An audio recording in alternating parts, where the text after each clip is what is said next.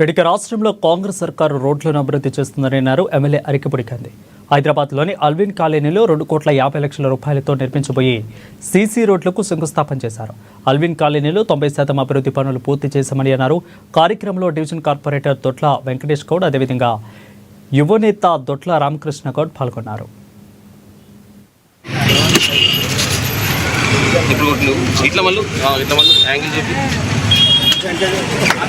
Alvin డివిజన్లో మా corporator గారు, కాలనీ అసోసియేషన్స్, మా సహచర నాయకులు అందరి సమక్షంలో అభివృద్ధి పనులకు శంకుస్థాపన చేసుకోవడం జరిగింది. కేవలం ఈరోజు లాస్ట్ వీక్ చేసాం, ఆ పనులు మొదలైనవి.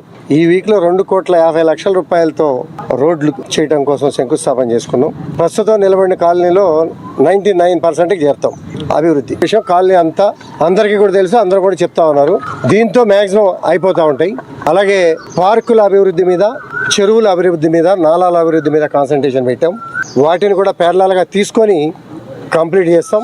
9 కోట్ల రూపాయలతో నాలా అభివృద్ధి, థీమ్ పార్కులు, అది హైదర్నగర్ డివిజన్ కావచ్చు, ఆల్విన్ డివిజన్ కావచ్చు, వివేకానంద నగర్ డివిజన్ కావచ్చు, ఒక్కొక్క పార్కుకి 3 కోట్ల రూపాయలు కేటాయించాం. ఇంచుమించుగా 80 to 90% పనులు అయినాయి. కొంతమంది చాదస్తపళ్ళు ఉంటారు, వాళ్ళు వ్యతిరేకంగా మాట్లాడటమే వాళ్ళ పని తప్పించి గ్రౌండ్ వాస్తవాలు, పేపర్ వాస్తవాలు చూడరు. వాటిని మేము పట్టించుకోం. మా టార్గెట్ ఏంటంటే అభివృద్ధి చేయం. 2 టార్గెట్లు మాకు ఎప్పుడు కూడా లేవు.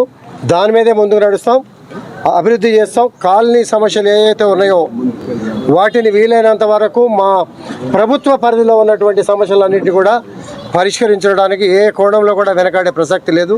అభివృద్ధి